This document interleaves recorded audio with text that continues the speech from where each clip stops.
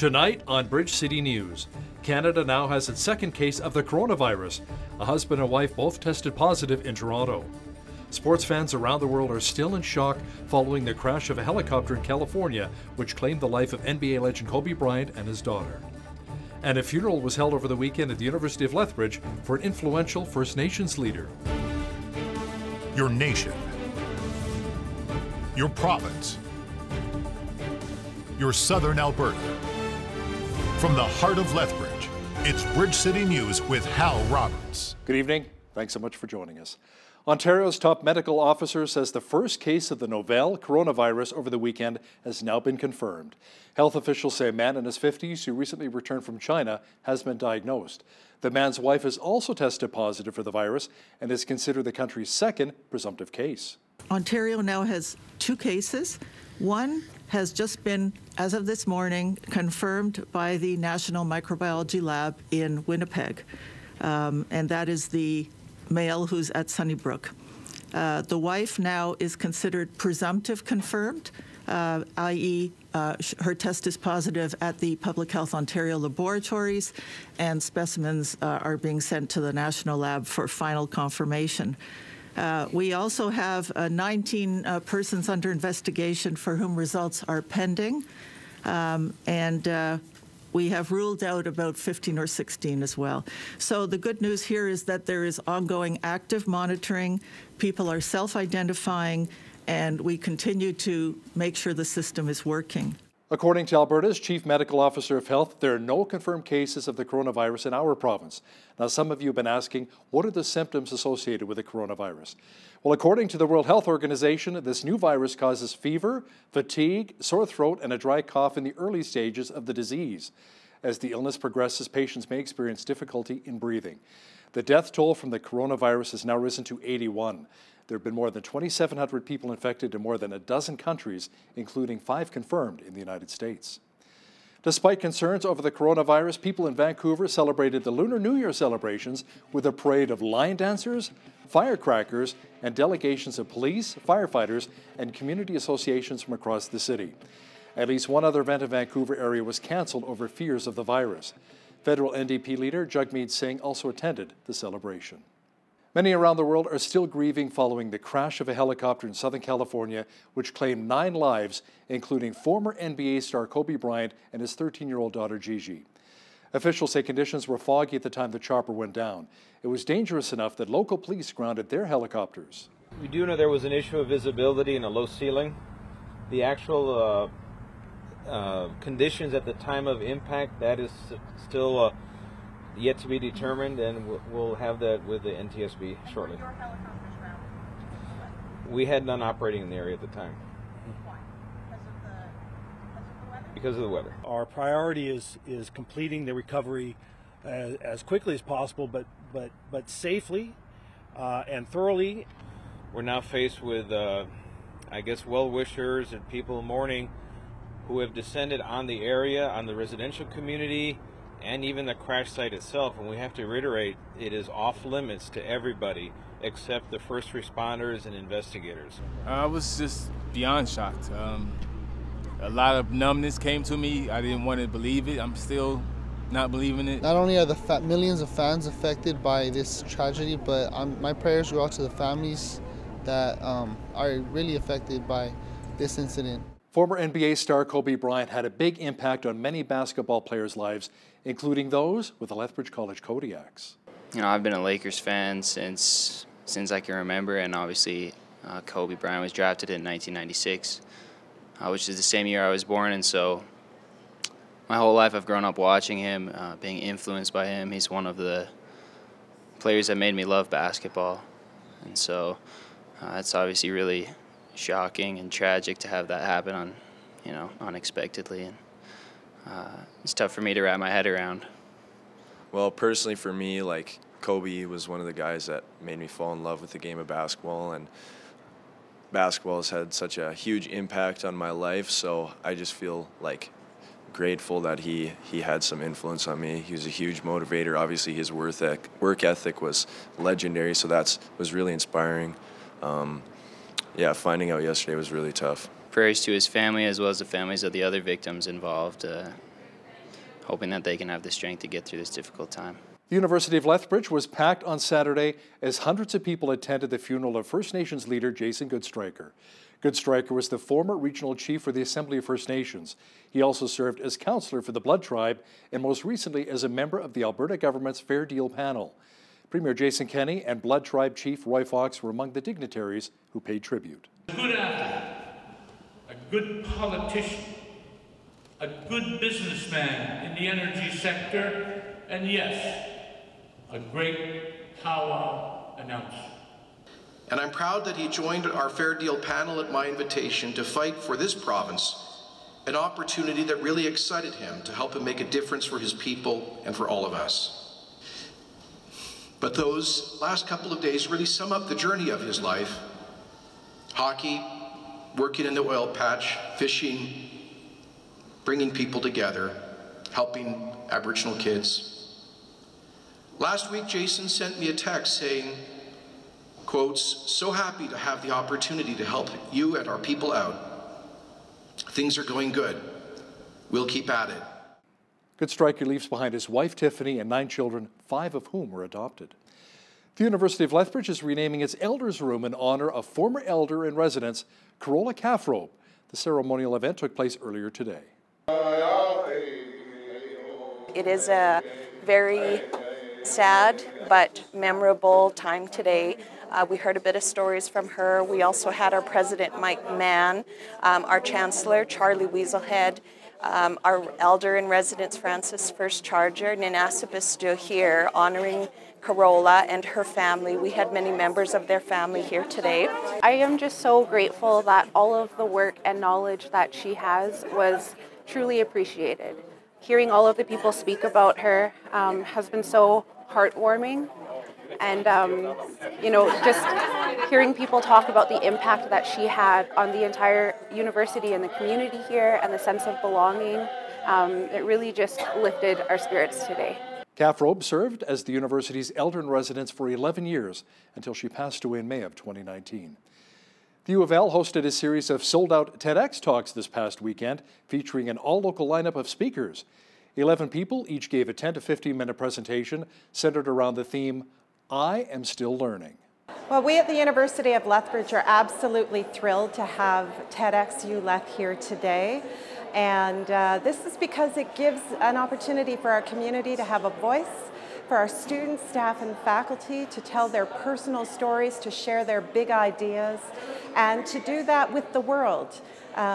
Yes, the Lethbridge community, but also the world, because we're live streaming this event, and we have people watching all over, including at the viewing parties, as well as family and friends worldwide. I think there's a real beauty in acknowledging that we are always learning, because that allows us to have the curiosity to get to know each other as people, instead of seeing each other as being on the right or the wrong side. I feel like very often we've decided that we know everything there is to know about somebody else, and we've decided that we're going to stop learning, and that's when we start making big assumptions and hurting each other very deeply. University officials say the event was a huge success and hope to host more TEDx talks in the near future. The family of 26-year-old Marshall Awasa, who's been missing since November 17th, organized a search party over the weekend. The man's burnt-out truck was found near Pemberton, British Columbia, a week after his disappearance. Around 40 volunteers showed up to look through the river bottom areas in Lethbridge. Awasa's sister, Paige Fogan, says they're not giving up hope. I think for us as his family, the most important thing is we're responsible for making sure answers are found. And so no matter what the outcome is, we're going to continue looking until we have concrete answers. At this point, we're not able to search BC due to the weather. We've always wanted to go out and search there since day one, but we had RCMP conducting their search and rescue doing it up there. And then by the time they stopped due to weather, we weren't able to go. If Awasa is not found soon, the family will continue the search in BC later this spring. Alberta Premier Jason Kenney says the UCP may pull funding or move the locations of our province's supervised consumption sites. Now, Lethbridge Mayor Chris Spearman says that may not be the answer. He says the SCS is needed, along with more funding for proper counseling, intox and detox beds for those who are battling addiction. The supervised consumption site offers a possible route to treatment and recovery because they're in regular contact with 1,100 users. If we actually got the services we've been advocating for more than 5 years, if we had adequate detox, if we had adequate intox, if we had supported housing for people with mental health and addiction issues, and if we had long-term treatment and care, in addition to the supervised consumption site, we'd be much better off. Catch the full interview with Lethbridge Mayor Chris Spearman discussing the SES and how the city is dealing with an increase in drug crime. That's coming up later in our newscast. An Alberta man and his family are doing whatever they can to help him find a new kidney, so they're advertising it on billboards. Jim Lamont was born with kidney problems after a couple of transplants. His last one failed 4 years ago. He says now he needs 4 hours of dialysis 5 days a week. Lamont also has a rare B-negative blood type, which adds to the challenge, and he says he just wants to have a normal life again. When they found out I needed a transplant, they phoned us and said, we'll do up a billboard. They put it up, and they have the billboard up. They also have it on putting on 60 Highway 9 trucks, and also on the boards of the Joe Miller Arena. I started this trip, and we'll call it a trip, in 1982. The first time I dialyzed was in 1984. My dad gave me a kidney transplant on April 1st of 1985 and lasted for 36 hours. On the 21st of September, I got a call for another transplant. And I had that one for 5 years and lost that one in 93. And then I went from 1993 till 2000 on dialysis, and I had a transplant again May 29th of 2000 in Calgary. And that one lasted 15 years, 8 months to the day. Today is Holocaust Remembrance Day.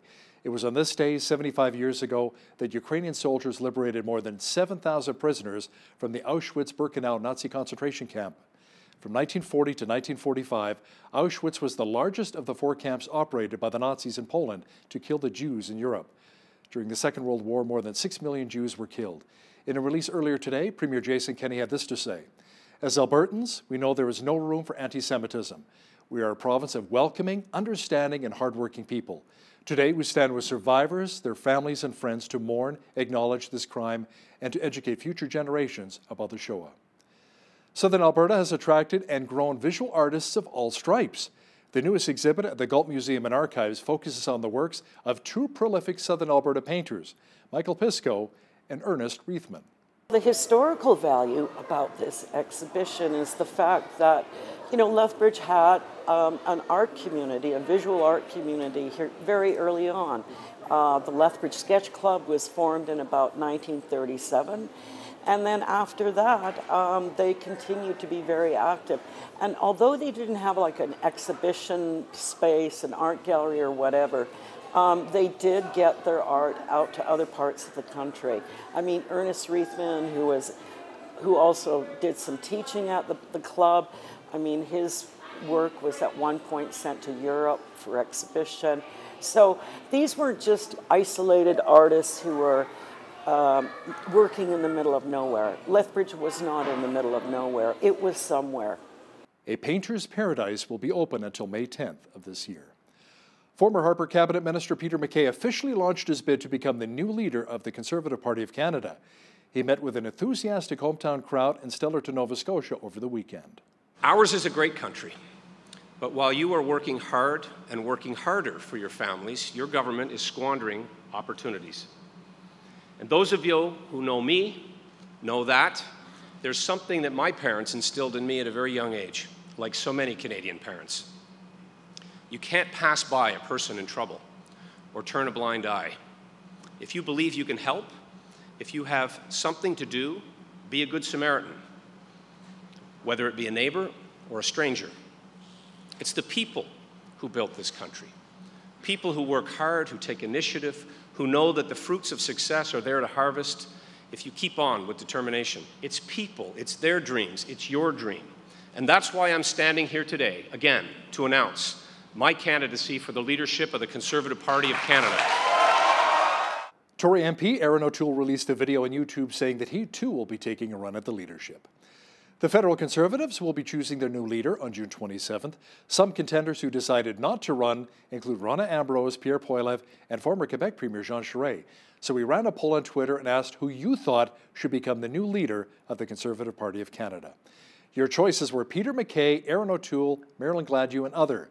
Well, 60% of you felt that Peter MacKay is the best choice to lead the Tories. 30% of you said other, and only 10% of you felt that Aaron O'Toole is the best candidate. If you are on social media, please follow Bridge City News on Twitter and Facebook. It was on this day that Soviet troops liberate concentration camps, the Paris Peace Accords are signed, and composer Wolfgang Amadeus Mozart is born.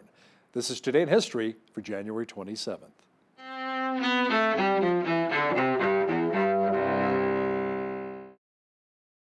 January 27, 1945. In the final months of World War II, Soviet troops liberate Nazi Germany's concentration camps of Auschwitz and Birkenau in Poland. That's where up to 1.5 million people, 90% of them Jews, perished as part of the Nazis' final solution to wipe out Europe's Jewish population. 1973. In Paris, peace accords are signed, officially bringing America's military role in the Vietnam War to an end. More than 2 years later, Vietnam is reunified under communist rule when South Vietnam falls to North Vietnam. 1967.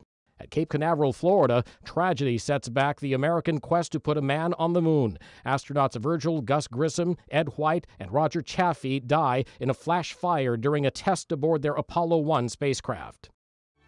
1756.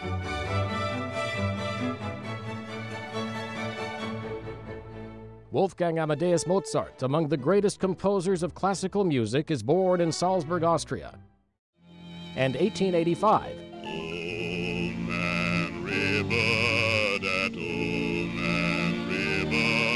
Composer Jerome Kern, whose works include the musical Showboat, is born in New York City.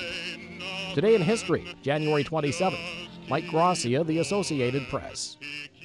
It is hard to believe it's the end of January with these mild temperatures, and they should be sticking around for quite some time.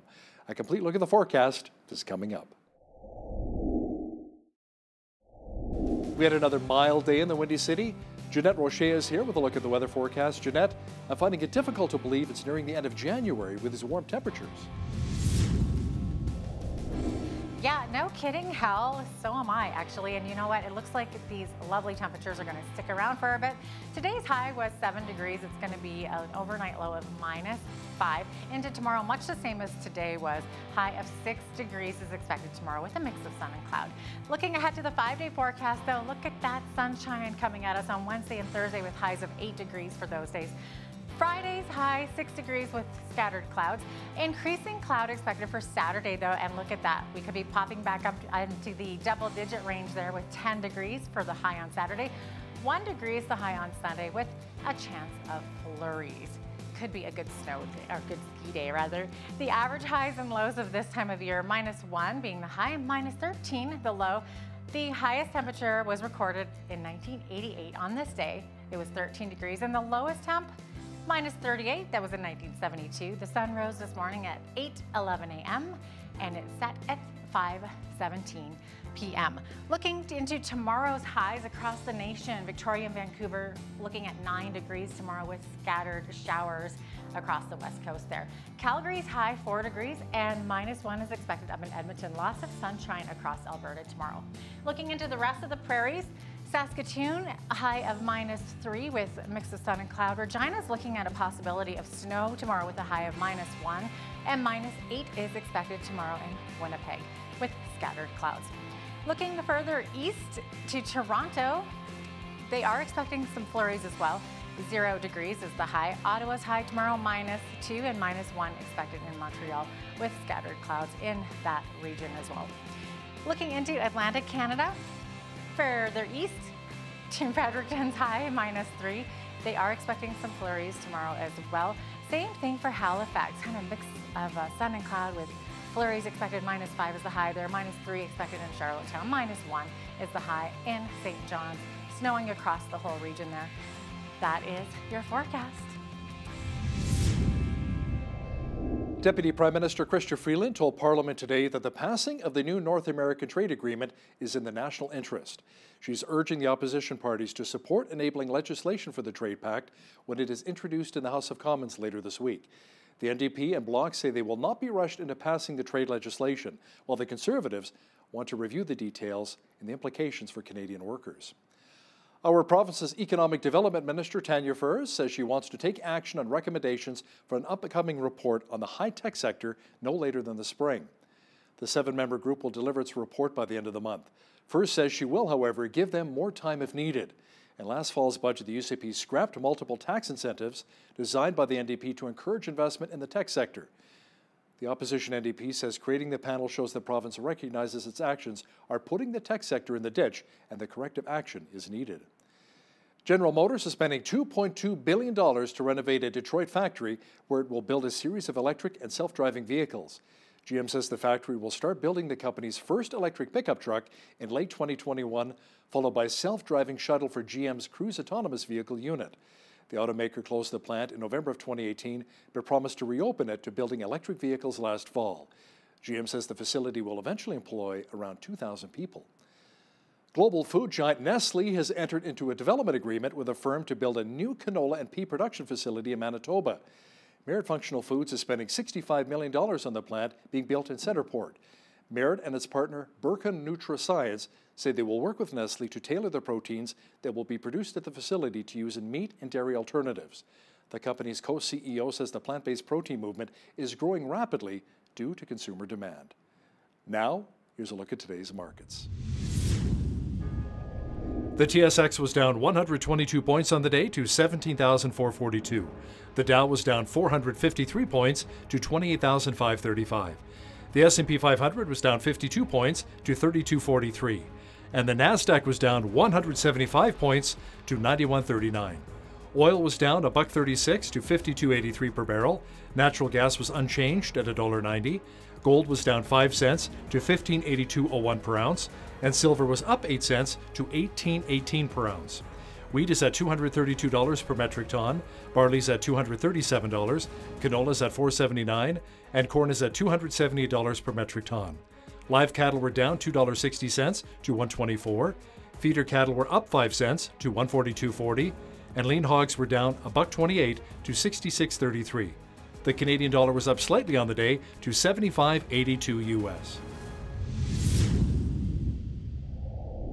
Recapping one of our top stories this hour, there are now 2 confirmed cases of the coronavirus in Canada. A couple in their 50s is being treated in a Toronto hospital. So far, no confirmed cases in Alberta. The death toll from the coronavirus now stands at 81. There have been more than 2,700 people infected in more than a dozen countries, including 5 confirmed cases in the United States. Human trafficking is still a major problem in many countries around the world, including here in Canada. Up next, Jeanette Rocher chats with Joylyn Stickle from Not For Sale to discuss how they're saving girls from the sex trade industry. That interview is coming up. But first, here's a look what's happening in and around your community. Here's your Bridge City News Community Calendar. Night to Shine is an event sponsored by the Tim Tebow Foundation and hosted by My Victory Lethbridge on Friday, February 7th. Night to Shine is an unforgettable prom night experience for people with special needs ages 14 and older. This complimentary event begins on a red carpet with guests receiving the royal treatment, including hair and makeup stations, limousine rides, a catered dinner, and much more. For details and to register, visit myvictory.ca. And if you'd like to volunteer, email carol@myvictory.ca.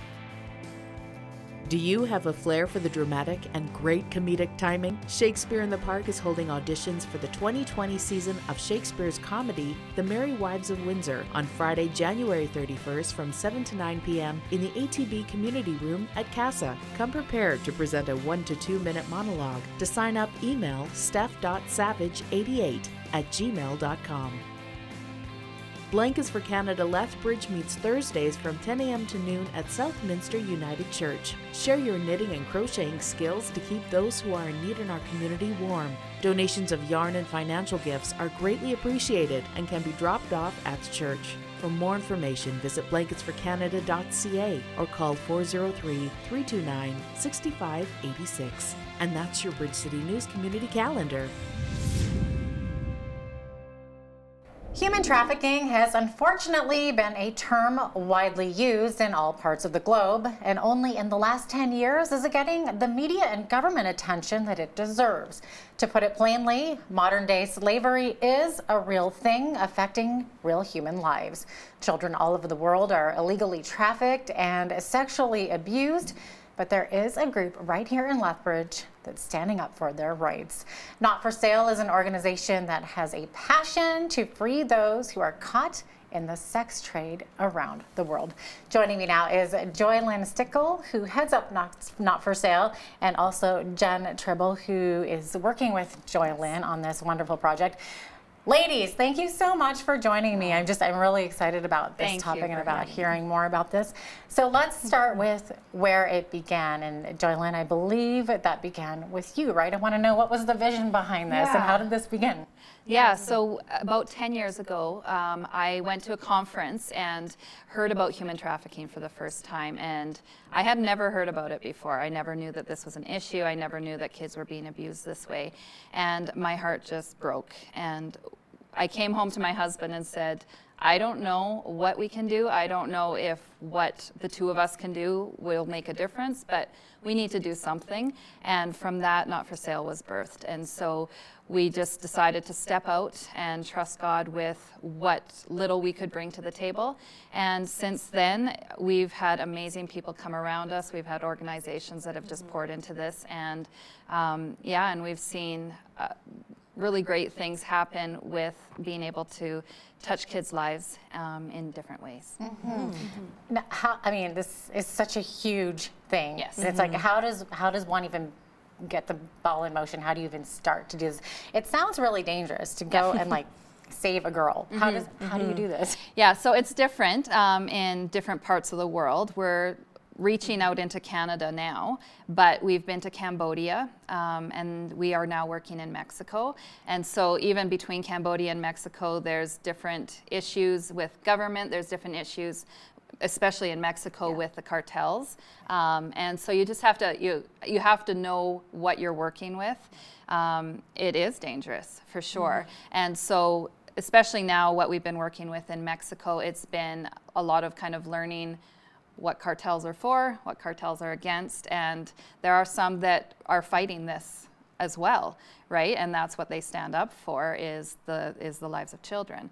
But then there are some that aren't. And so we are involved with the government in Mexico. We're involved with locals in Mexico who kind of have a feel for what's going on there, and we need that. We can't just go in as Canadians and say, okay, well, we're gonna go save the world without understanding the dynamics of the culture and what happens there.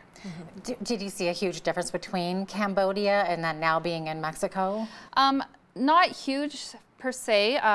I think the biggest thing is, like I said, is the cartel in Mexico. There's not so much that dynamic in Cambodia, but there is still government things. I know we heard a story of one group that rescued a girl who belonged to one of the high ups in government, and somebody got killed because of that. And yeah, so there's corruption everywhere. Obviously, there's human trafficking everywhere, right? And that's corruption. So yeah, there's not tons that we notice different besides kind of the cartel and yeah. Right. How do you find these girls? What do you do? So in Cambodia, we worked with another ministry, and so our job as Not for Sale was to raise the finances and to staff the home, and so we did that. And this other group had a really good system going where men would go undercover into the brothels, and they were part of this other ministry, and they would go and just kind of get rapport with the madams who kind of oversaw everything, right? And they would, usually in the brothels or on the streets, you see the older girls, like 15, 16, 17. Amazing that's the older girls. Exactly, like, yeah. I thought of that when I said that. It's horrible. But they kind of hide the little ones. And the little ones are the ones that we want to help. We want to help as many as we can, but the little ones are the ones that it's harder because of government restrictions and because of social services and all that. A lot of groups aren't working with the little ones because it's really hard to get approvals and get things running with that. So that's our heart. That's what we want to do. And it's a lot of... Now, when you say the little ones, how little? Like 8? Definitely 8. We've seen some as young as 6 in Cambodia, and we've heard stories as young as newborns. And so it's horrible for sure. As personally with our ministry, we've had 2 girls in our home so far in Mexico, and they've been 8 and 12. And as far as going back to your question of how we get them, so in Cambodia, we worked with the other ministry, but in Mexico, these 2 girls we found just through a relationship with some of the local ladies who they just knew a lot of people on the streets. One of the ladies that was ministering with us was trafficked herself when she was younger, so she knew what to watch for and she knew all that. So yeah, so these 2 little girls were just through relationship and kind of hearing, okay, grandma up the street is selling her granddaughter and she needs help out, and so we got in there and were able to help with That's that. unbelievable. Now, Jen, how long have you been working with Joylyn? I think I came on about 7 years ago working with the organization, and I've loved every minute of it. We've got to do just some amazing things, and yeah, it's been an honor and a privilege to help this lady. And you have gone to Mexico a couple times. I have, yep. We've done 2 trips there so far, and probably many more to come. Yeah. Right. What was your involvement when you went to Mexico? What did you get to do? So the first trip we went down, we went with the team, which was a pretty amazing experience. We got to minister at a ladies' rehab facility. We also got to visit a couple of their local outreach programs. They have like a cardboard community, so we got to do a lot of the kind of like hands and feet on the ground kind of ministry work and establish connections, so that was really big for us. We got to kind of learn a little bit more about Mexico and the culture and what was going to kind of work there and translate well to Mexico, as well as on the second trip down, we started kind of looking for facilities, again, building relationships and connections. And so that was a big part of those 2 trips. Wow. When you say cardboard communities, what do you mean by that? That's kind of how the missions base there described the area, and basically it's just a very impoverished, low-income area where literally people are living in cardboard huts. Yeah, that's amazing. That's so sad. Yeah. Now, you don't have an actual established house, right? But you work with an organization that kind of finds you a place to put these girls, basically? Right now, we actually are working to get a house of our own. Right. And yeah, just this week we signed a lease, and Wow. so it's very exciting. exciting that way. And so now we need to go through all the government approvals with that. And yeah, so Not for Sale itself brings in funds from donors, and we organize it all and work it that way. And then we have 2 staff down there who are local girls who just pour their hearts into. Right now, it's all the background work, all the stuff that's not flowery and whatever, not the stuff that you see on the websites, but all the government stuff and all the real estate stuff and everything. So yeah, so all that is happening right now in hopes to have girls in the very near future. Yeah, that's amazing. Speaking of your website, there are some stats on there that I noticed, like how expensive it is to operate the house, and what. So maybe let's get a little bit into that. Yeah, absolutely. We broke it down to having it costs about $1,000 a month per girl, based on having 10 girls in the home. And that seems like a lot. That covers the rent, that covers the staffing, the food. Depending on the girl, we would probably want them to be homeschooled, just to keep them safe, right? And then they come in traumatized. We have some stories of some girls that we were able to help in Mexico there, and they come in just like it's not, okay, now you have a family and you're free and you're safe, so everything's good. No, they have tons of physical healing to do. They have tons of spiritual and emotional healing. And so a lot of that takes money, right? Having the counselors, having the doctors, having lawyers on call for being able to just help these girls out however they need. Yeah. Are you allowed to say where in Mexico this is, or is it completely classified? No, we do keep it classified, and it's scary out there because I know even in Alberta, the Mexican cartel is connected to Tabor and Alberta here, and so. So yeah, for the sake of our team and for the sake of the girls down there, we keep everything as hush-hush as possible. I don't blame you. That is actually very terrifying. Like, that's really scary. Yeah. So I am just wondering, how can people, like I'm sure there's a lot of people that have a heart for what you are doing, and how can people get involved? How can people help? Yeah. That's great. Answer yeah, that? for sure. There's several ways you can get involved. If you'd like to actually actively volunteer with the team, we have a form on our website, so you can visit our website and fill out a volunteer form. If you'd like to donate to the cause, there's also, you can go to the website and you can donate there. You could sponsor a girl for $100 a month or a child for $100 a month.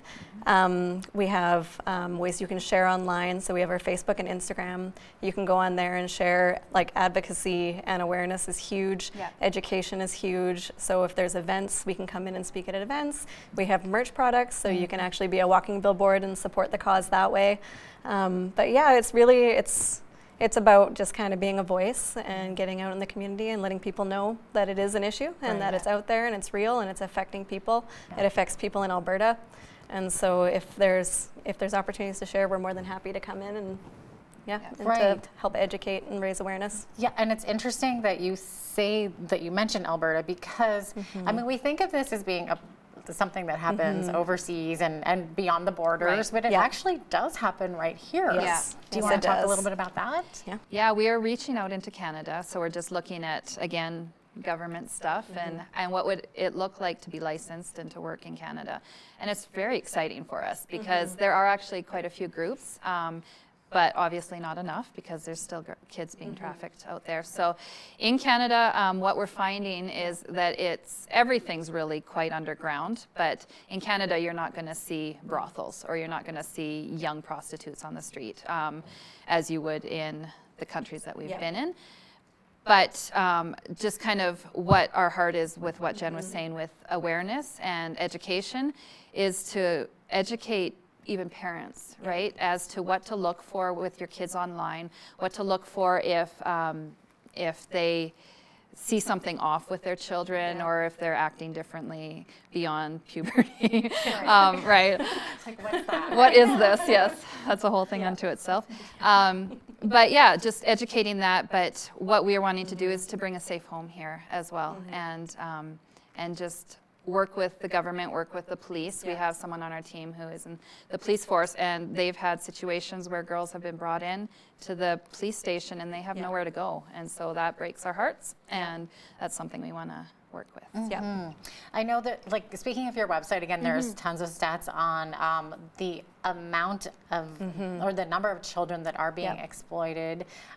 Do you have those numbers off the top of your head? Well, yeah, and anything you look up, they're all like, because it's so underground, these are just either scratching the surface or we have no clue. But around 27 million people around the world are trafficked, and about 1.2 million children are brought into trafficking each year. And then also it's one of the biggest, if not the biggest, money-making business out there.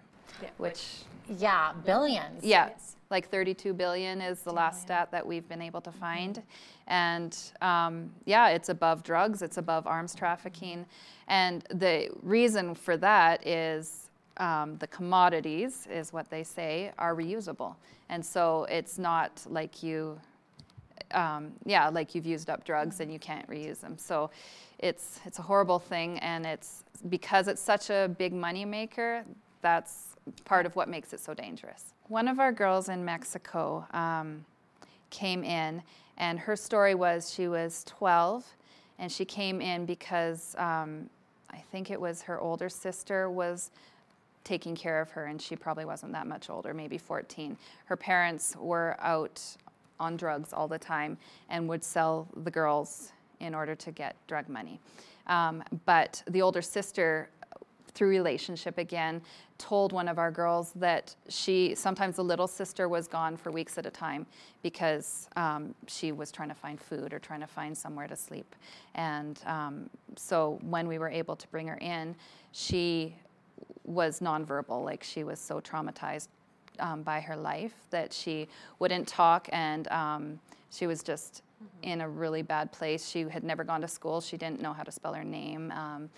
And when she came in, she was in our home for probably 3 months, and she just the transformation in her life, just because she knew she was loved, she knew she was safe. She started talking, she started going to school, she started loving going to church. That was her favorite day. She would count down on the calendar when church was. And yeah, it was just so good. She went to school and was able to kind of just excel in school and just became a whole new girl because she felt safe and felt loved. And so that's our heart. Like you said at the beginning, it's so big. What can we do? And we're like, if we can help one girl, this is all worth it. But we'd love to help more. Awesome. Yeah. Well, Joylyn Stickle and Jen Tribble, thank you so much for joining us here. It's just been it's been an honor to have you and to speak your hearts with me. Thank you so much for joining us.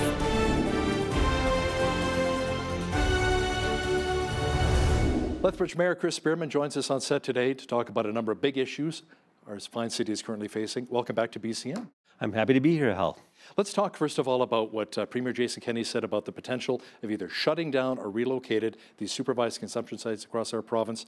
Some people are applauding the move, saying it's about time, there's so much crime in the area, antisocial behavior, but then other people say, that's going to throw our city into chaos. What are your thoughts? That decision ultimately rests with the province of Alberta. Certainly, we want to make sure that there are no negative effects on the city of Lethbridge. So we want to be concerned about possible needle debris expanding if the people aren't using the supervised consumption site. It might be that drug use expands across the city instead of being focused in one location. And the supervised consumption site offers a possible route to treatment and recovery because they're in regular contact with 1,100 users.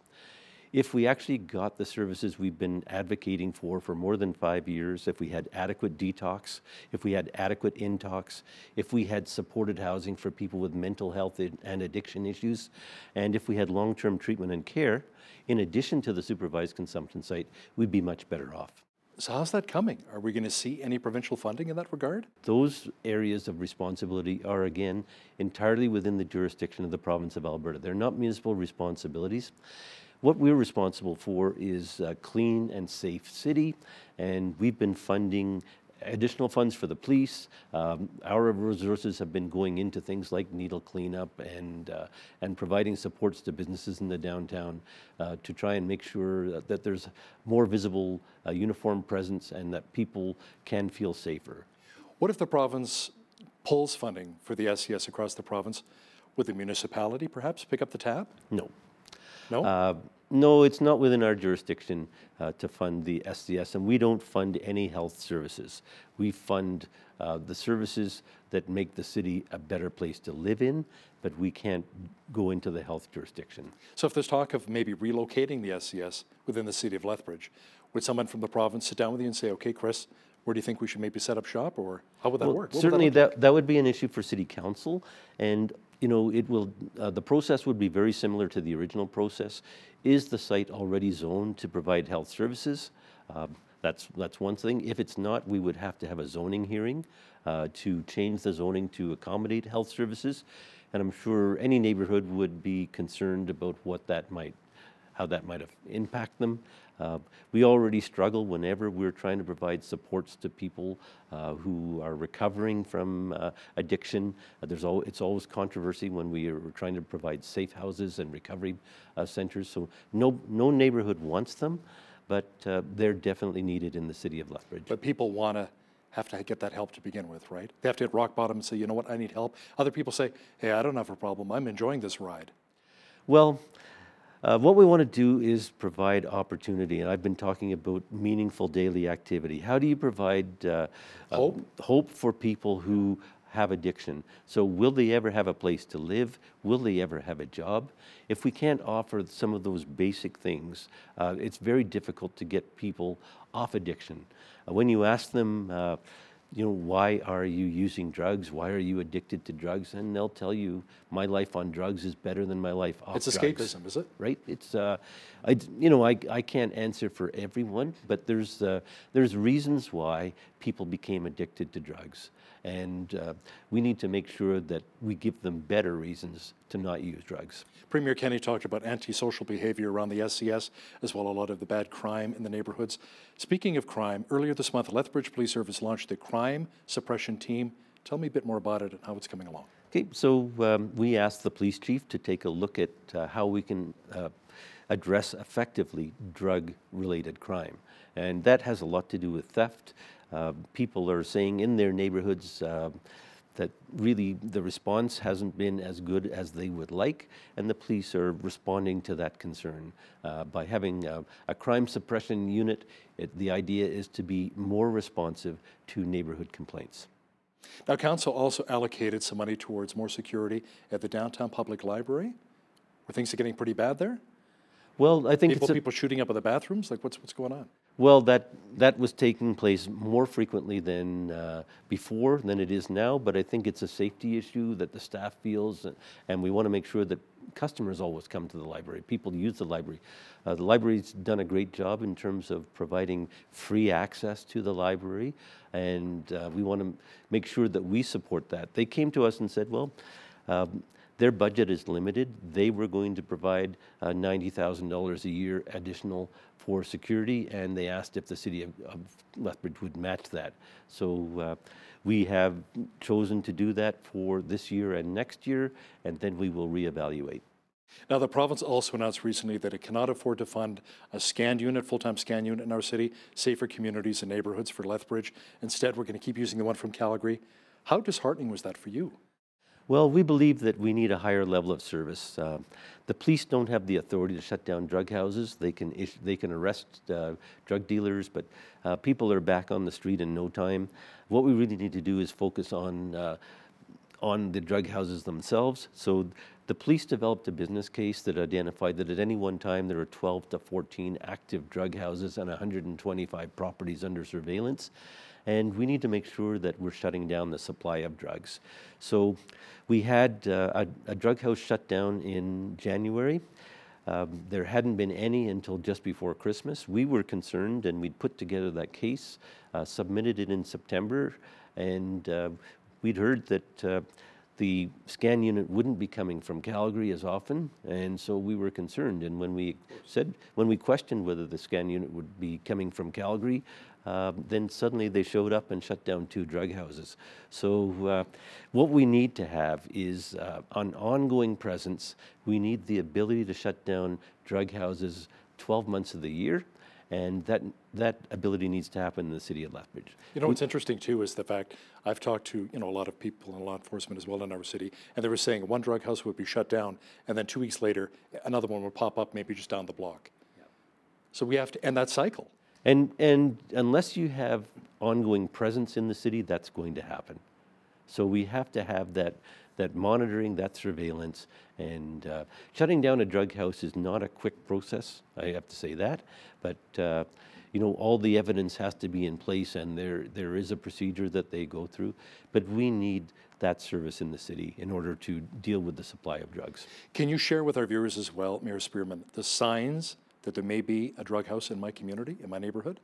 Well, you're going to see regular traffic, people going to the door on an ongoing basis, every 10 or 15 minutes maybe. Vehicles you don't recognize, perhaps? Exactly. So so when that's happening, they can actually go online and report a drug house to the scan unit. They can go through Crime Stoppers and report it to make sure that there are no repercussions for them, and then that helps us identify the properties in the city of Lethbridge, helps support the police. What about getting a full-time federal prosecutor in our city? How important is that, and where are we at with it? Yep, so our police chiefs, both the Blood Tribe Police Chief and Lethbridge Police Services Chief, came to me 2 years ago saying we needed to have a full-time federal prosecutor to deal with drug crimes. They're doing a lot of work to build a case, and then it might take 6 months before it gets to trial. And then at that point, the cases, the charges are dismissed, and it's disheartening for everybody who's working on cases to try and convict people who are heavy-duty drug dealers when they're simply released simply because the evidence is stale dated, and it's difficult to get people to commit to the trial. So having a full-time, dedicated Crown prosecutor in Lethbridge would certainly provide great support to our police services. With some of the cutbacks announced as well with the recent budget with the UCP, one of them is the fact there's not going to be money for a low-income transit program here in Lethbridge. How badly is that needed? Well, we have high levels of poverty in the city of Lethbridge, some of the lowest income. About 1 in 5 kids attending our school systems lives at the poverty level or lower, and those families need access to transit, and they have difficulty affording it. Why they can't provide the same service that's being provided in the larger cities of Calgary and Edmonton to people who are struggling in the city of Lethbridge is difficult to defend. So we want to make sure and make the case that the same services should exist in Lethbridge that exist in the bigger cities. I see again you're wearing the pin, Oki. Welcome. Yes. You know, all part of reconciliation, which is wonderful to see. We have so many Indigenous people in Lethbridge, and of course the Blackfoot Confederacy just out our back door with the Blood Tribe. What about an Indigenous cultural center in Lethbridge? Where are we at with that? It's in the early planning stages, so there's active consultation going on about what should happen in an Indigenous cultural center. So again, what would it look like? Who should we partner with? We want to make sure that we do that in consultation with Indigenous people. And, you know, it can be a way of further promoting reconciliation and respect and understanding in our city and region. When would you like to see construction actually begin, though? I think that whole process has to take place. We would be looking to the federal government for federal funding assistance. They often provide that type of support. And when the funds are in place and we have a good business model in place, we can move forward. Now, some of the business owners I've spoken with in downtown Lethbridge as well are saying that they're not getting very good internet access support and sufficient speed. So is the city of Lethbridge looking at helping in that regard with a lot of business owners? We're going to be having a report back to City Council in May recommending which way we should go. And the Lethbridge Chamber of Commerce came to us with a study that they had done. They'd had 64 responses from businesses, some saying that they were happy with their service and others saying it needed to be upgraded. And certainly we want to make sure that rapid or fast internet services available in the city of Lethbridge, so it's not an inhibitor to economic development and in fact encourages economic development. I noticed a tweet here from Interim Police Chief Scott Woods talking about a bike registry, because with the warmer temperatures we're seeing a lot more bike thefts. Yep. And the bike chop shops. Yep. I mean, I've never heard of anything like that until I moved here to Lethbridge. So how important is it having that bike registry? Well, I think a lot of people are frustrated that bicycles are stolen so frequently in the city of Lethbridge. And we had a young fellow present to the Lethbridge Police Commission. I think his bike has been stolen 4 times. He'd had his bike stolen 4 And it's recovered each time, returned to him, and then stolen again? No, not necessarily recovered. Oh, just a new bike. I think the most recent one, he had a large metal chain and it had been cut through. And so, you know, we need to have more effective ways of when a bike's stolen, how quickly can we identify where that bike is? You know, do we have to have GIS units installed in the bike so you can track them? What's the best way to recover bikes and return them to owners? When bikes are stolen, how effectively can we track them down and find them again? So I think having a registry, making sure that the serial numbers are there. When we recover bikes or parts of bikes, you know, having the registry could be helpful. But certainly we want to not ignore the fact that bikes are stolen, and we want to take a look at different ways of restricting and limiting the theft of bicycles in the city of Lethbridge. So if I see some 40-year-old guy on a young girl's bicycle, you know, going down through downtown Lethbridge, chances are that bike's probably stolen. Should I call 911? Should I call the police? Say, hey, this is what I'm seeing here? Well, you might be able to submit a video on Crime Stoppers, but you know, it'll be challenging for the police to respond to each and every time. Right. But you know, we're putting as many resources as we can out on the street to address those types of issues. Is a lot of the drug addicts who are stealing these bikes and then just sell them for parts and flip them so they can get a meth hit or get their opioids, fentanyl, carfentanil? What's going on here? That's entirely possible. Yeah. And of course, bicycles are a very rapid form of transportation. certainly more creative in terms of places they can go where other vehicles can't, and certainly a preferred form of transportation by some of the people involved in illicit drug use. Outside of the illicit drug use, the bike thefts, what are some of the other issues right now that City Council is facing? Well, I think we want to focus on economic development, and we want to look at the airport, see what the economic development potential is there. We want to improve the airport service, airline service. We want to work with the carriers to do that. We want to build confidence in that, and look at the airport as a place for businesses to invest. Is there a way to have a business at the airport that depends on air service, which can then provide good services to clients around the world? So that's one opportunity. We're looking forward to a proposal from Lethbridge Exhibition to understand what their plans are going forward. How can we assist them and make sure that we have a viable economic development facility in the city of Lethbridge that brings people to the city, and make sure that we can attract major events of 2,000 and 3,000 potentially. So we want to make sure that we have that type of thing. There's lots of opportunity. We want to make sure that we have housing in the city that for all needs. So we're affordable housing. Yeah, we want to look for partners who can build housing in the city, and how creative can we be with that option? So there's lots of ways to build on our current economy and make sure we're self-sufficient. Lethbridge Mayor Chris Spearman, thanks a lot for joining me in studio today. It's always a pleasure, Hal, and I look forward to a good 2020, and hopefully it'll be good for the city of Lethbridge and its residents. Amen to that. Thank you. On behalf of all of us here at Bridge City News, I'm Hal Roberts. God bless. Thanks so much for watching.